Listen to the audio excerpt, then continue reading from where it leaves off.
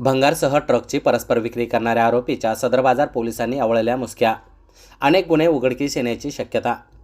जालना शहरातील बुराणनगर येथून 23 टनपेक्षा अधिकचं भंगार भरून नियोजित राजुरी स्टीलमध्ये न पोचविता ते भंगार आणि ट्रकची परस्पर विक्री करून भंगार व्यावसायिकाचा विश्वासघात करणारा ट्रक चालक रिजवान आणि मालक आदिल खान विरुद्ध गुन्हा दाखल करण्यात आला होता.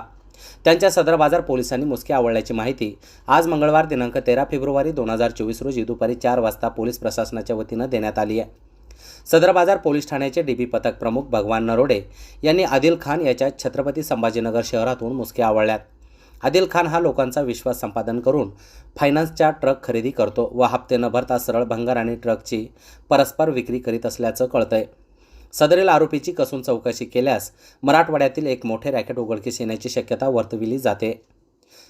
सदरील कारवाई ही पोलीस अधीक्षक अजय कुमार बन्सल, अतिरिक्त पोलीस अधीक्षक आयुष नोपानी, पोलीस उपाधीक्षक अनंत कुलकर्णी, प्रभारी पोलीस अधिकारी माने यांच्या मार्गदर्शनाखाली सदर बाजार पोलीस ठाण्याचे डीबी पथक प्रमुख तथा पोलीस उपनिरीक्षक भगवान नरोडे, शेख अजीम आणि देवांश वर्मा यांनी केली आहे.